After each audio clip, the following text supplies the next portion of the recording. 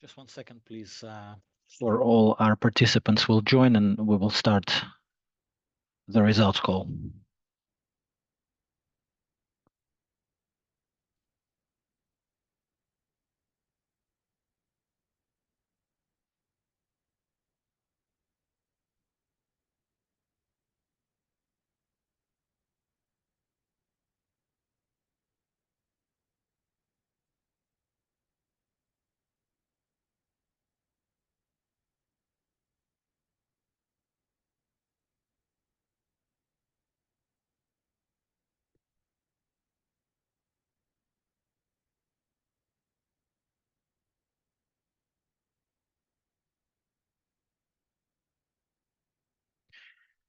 Okay, well, thank you. We're ready to start. Dear investors, shareholders, analysts, press, and MAIB colleagues, thank you for joining us today.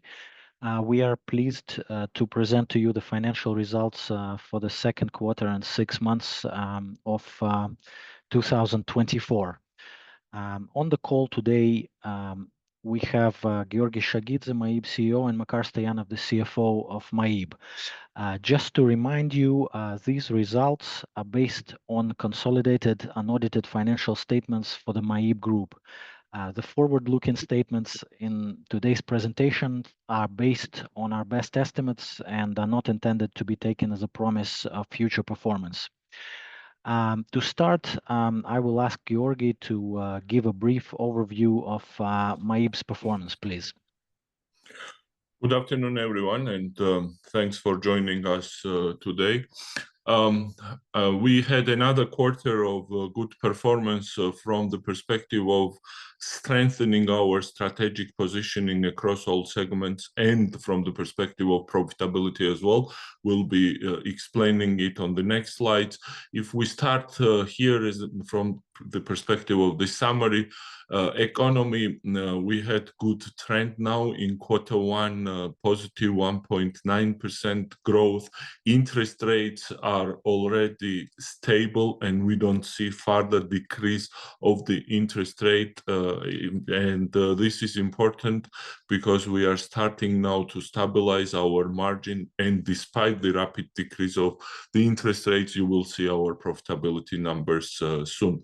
Inflation, December was 4.2%. June 2024 was 3.8%. We continue growing our digital number of users, digital presence.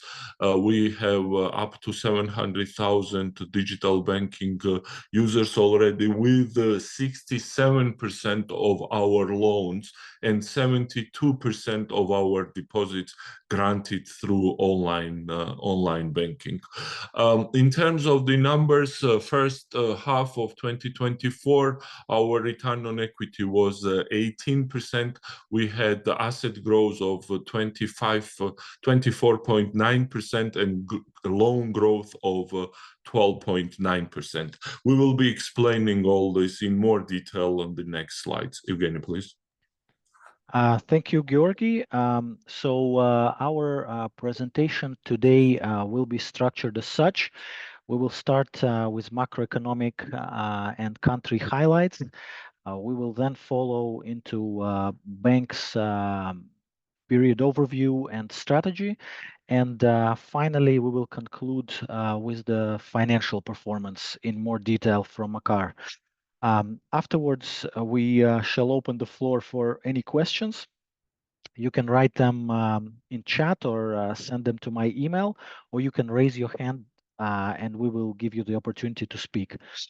So now we will start with macroeconomic and country highlights. The first quarter, this is the latest available number. Moldovan economy grew by 1.9%, which was in line with expectations. In terms of sectoral performance, IT, manufacturing, and energy sectors were the bright spots, and we saw weakness in transport and real estate.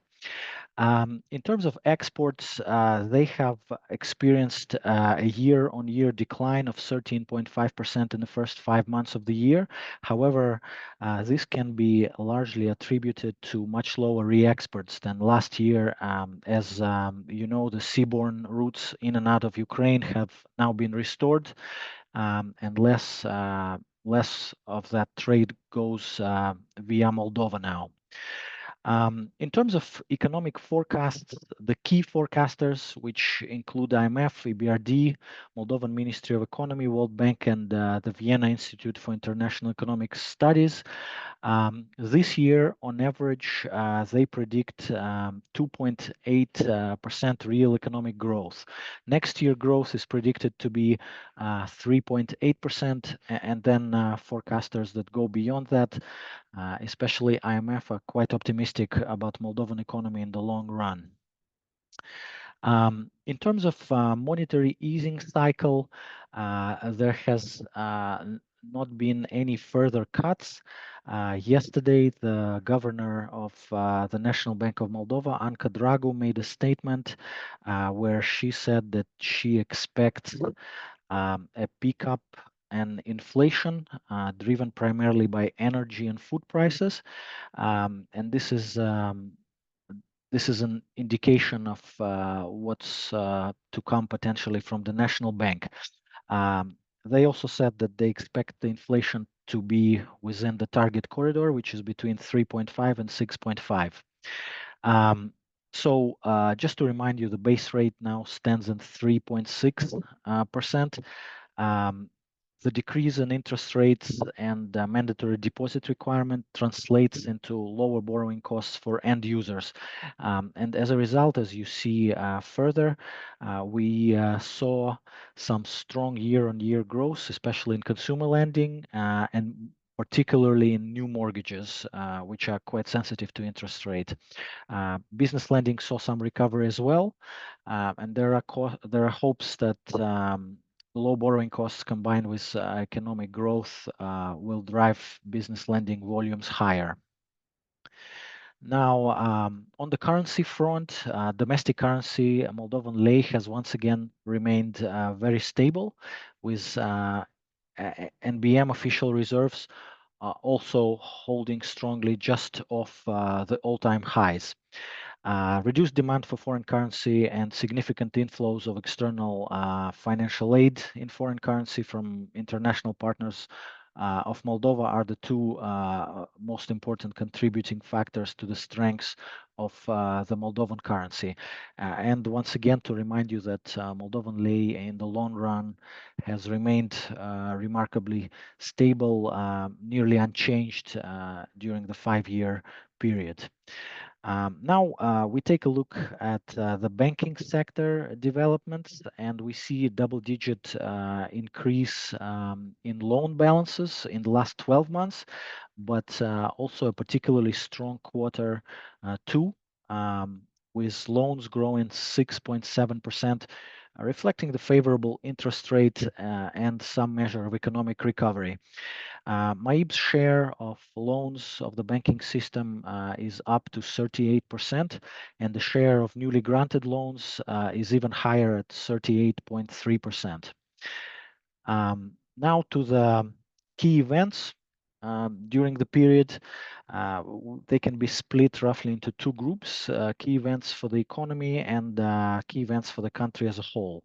Now, we've already covered the economy and the monetary policy response. So now we'll probably focus on the political news flow, which is very important this year. First of all, there's been a start to accession negotiations with the EU. It was made in July. This is a very important step in EU accession, but also important in unlocking certain EU funds for the country. There are also elections, presidential election in October of this year and parliamentary election in the summer of 2025. The EU accession referendum is scheduled for the same date as the presidential election, which is 20th of October.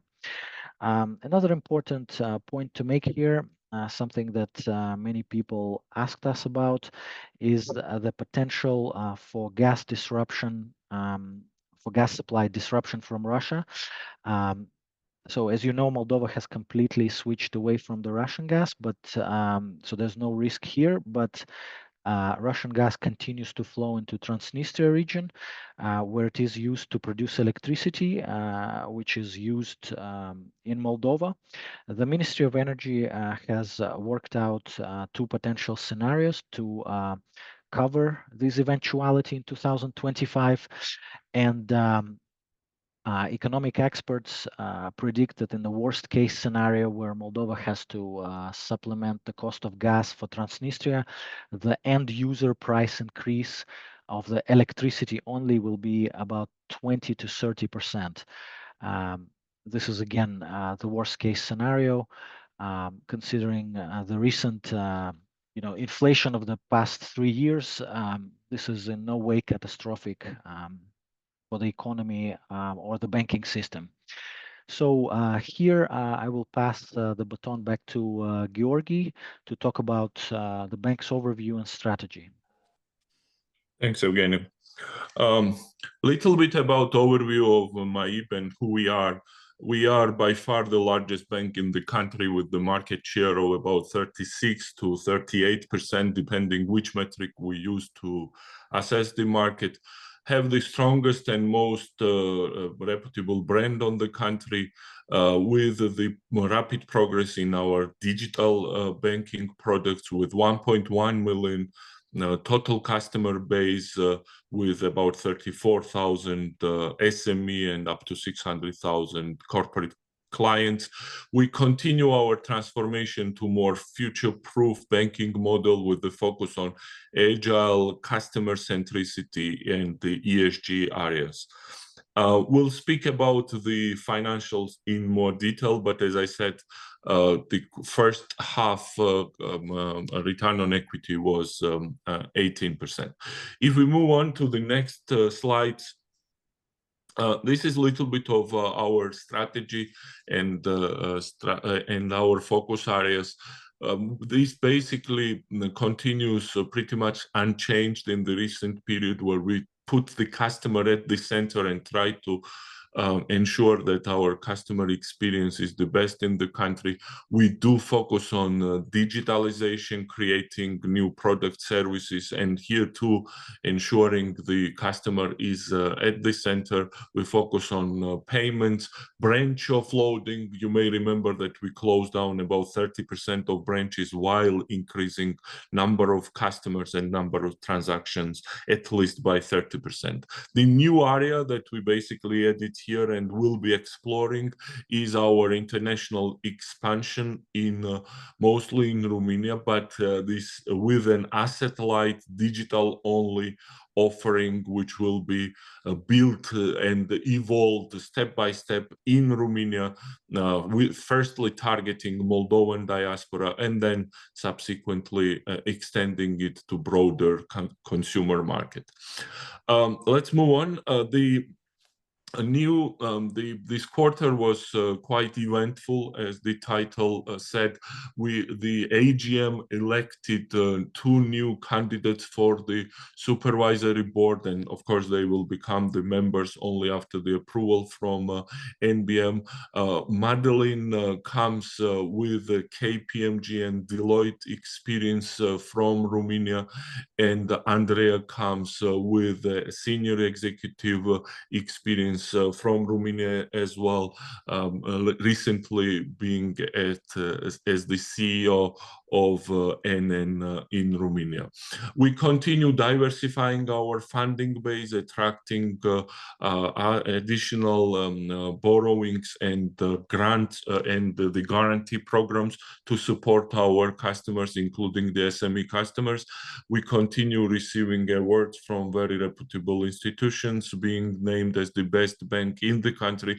And what we are very proud of is that we were also named as the best digital bank in CEE and CIS region by EMEA Finance in Q2. Let's move on to the next slide. This slide basically shows our performance in the digital space. From the perspective of cards, we reached about 1.3 million cards in circulation.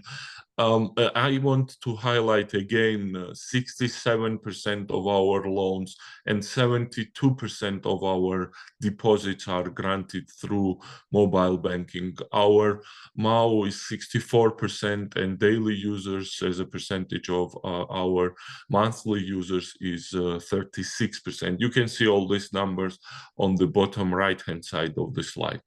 The next slide is summary of our recent services and features that we added to our mobile banking.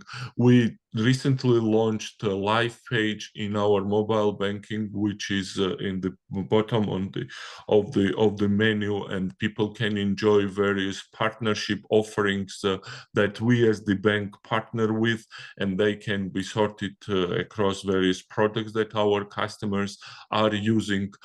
We've launched a new utilities interface, easy to use and navigate and ensure a rapid growth in utility payment and predefined standing orders in this regard, continue growth.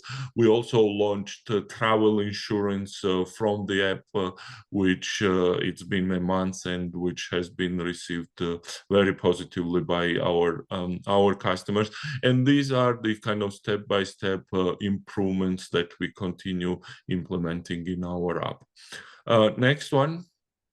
I'll do the summary of the financials and then Makar will explain it in detail. One thing to highlight is that we now operate in very low interest rate environment, and the decrease of interest rate, of course, had the negative impact on our NIM and net interest income. Nevertheless, we managed through this cycle to sustain the profitability.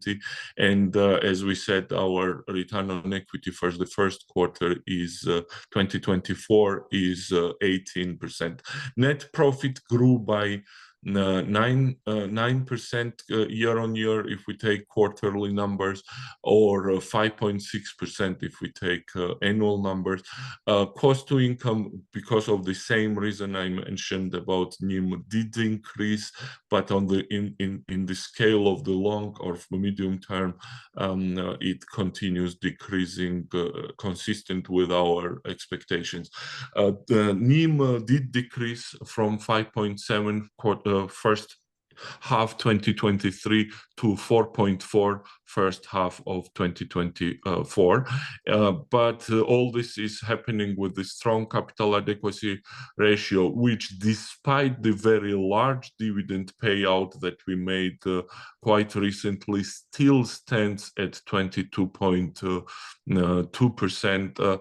On the one hand, implying the strong capital adequacy ratio. On the other hand, it will be more positive from the perspective of return on equity for the remaining quarters of the next year, of this year. Makar, please. Yep. So let me detail out the drivers of this performance behind. If you look on the assets, on the loans and deposits, we showed consistent strong performance. Our market share on the loan side continued increase to 38%, with 8%, 7.9% increase of the loan book. And that increase is consistent across all the segments. If you take quarter on quarter, we have increased in retail loans by around 8%. On the SME side is over 10%. And on the corporate side is around 6.5% quarter increase. And across all the segments, all the three segments, we are the leader in the market share. For instance, in the retail is over 34%. If we talk about the corporate, is over 43.4%. Now, if we go on the deposit sides, it's also continuous increasing. Its main driver, it's increase on the deposits for retail, which went up by around 9.5% year on year or 3.8% on quarterly basis.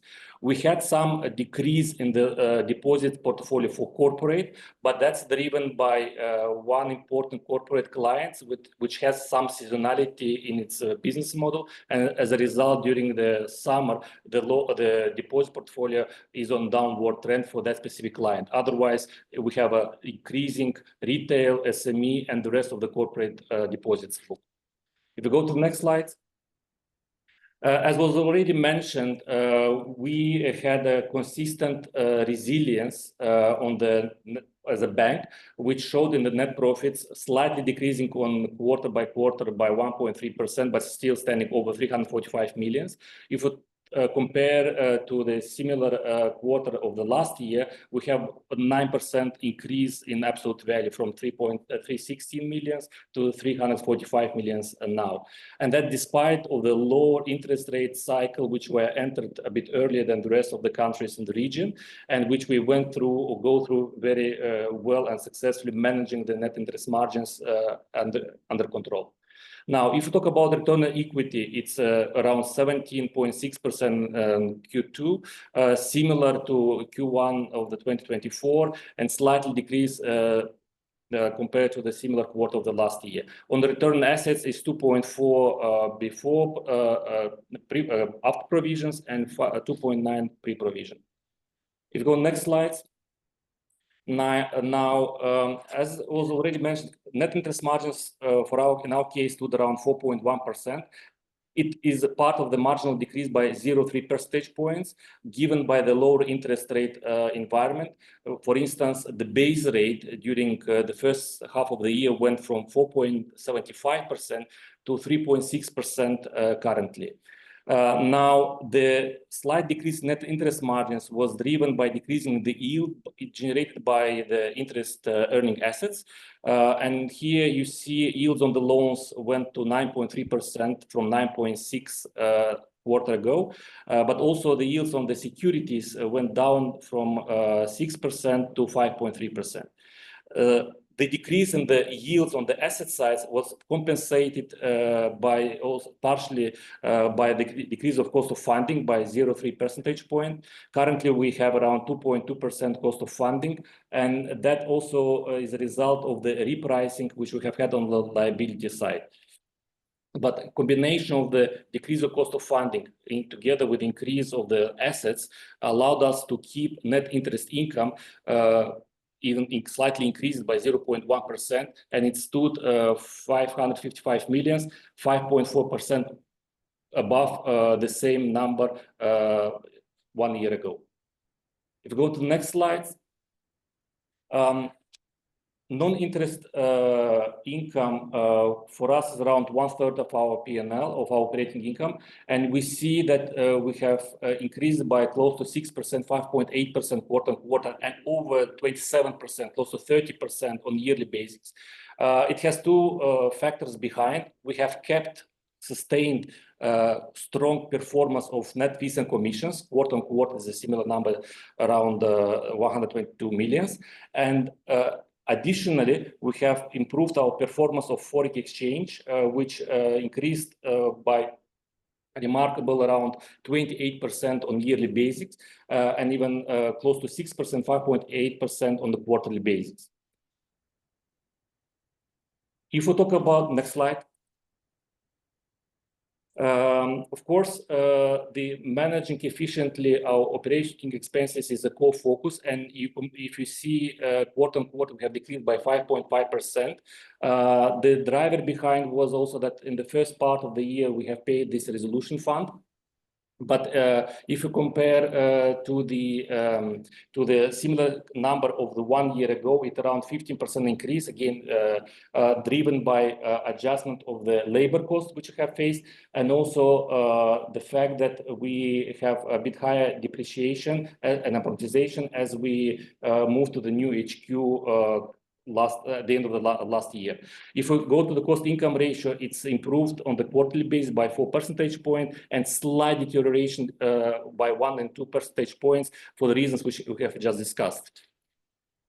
Now, cost per asset stood stable around 0.8%.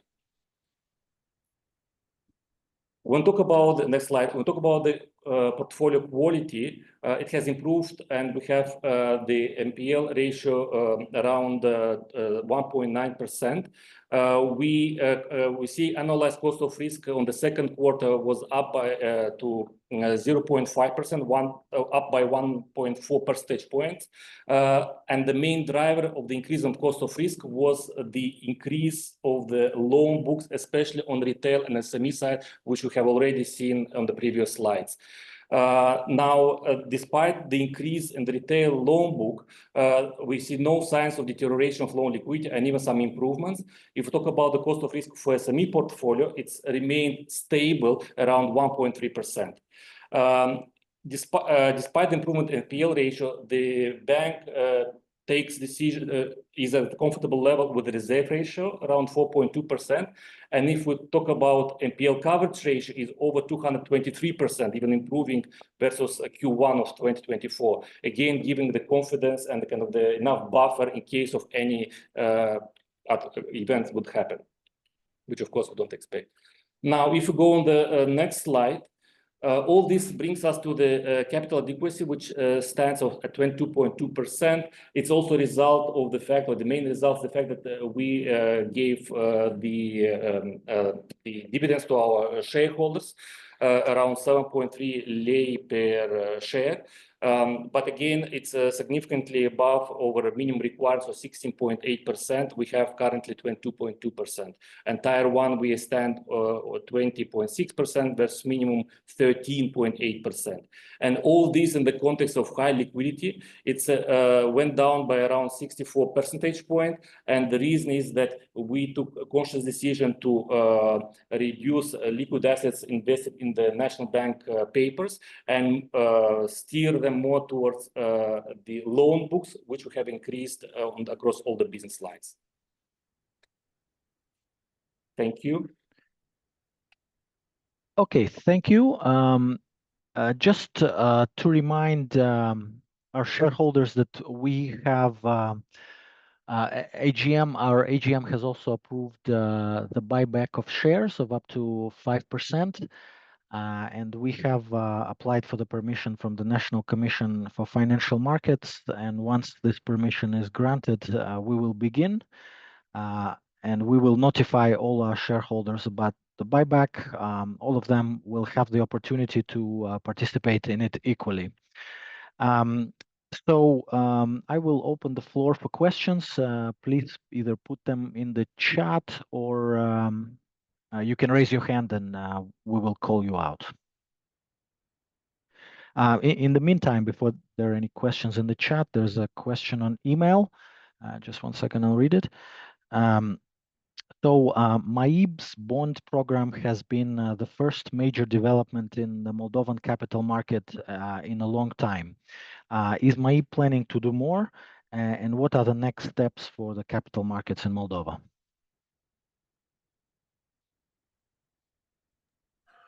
So on the bonds, yes, we continue doing the bond issuance. This year, we will most likely have it each month, and then let's see what will be the funding structure and needs for the next year. And through these initiatives, we do support the capital market as well as meeting our internal needs for the funding clearly. From the perspective of how to support capital market, in the medium term, we will have through our corporate banking various products that can be used by the corporate customers, by our corporate customers, and can be placed on the local capital market. When this is more mature, we will have it. We will have everyone informed, and maybe we will dedicate one section in one of the upcoming earnings released to tell you about it more. Okay, thank you. Seeing that there's no more questions, we will conclude this call. Thanks everyone. Thanks to the finance team that prepared the release.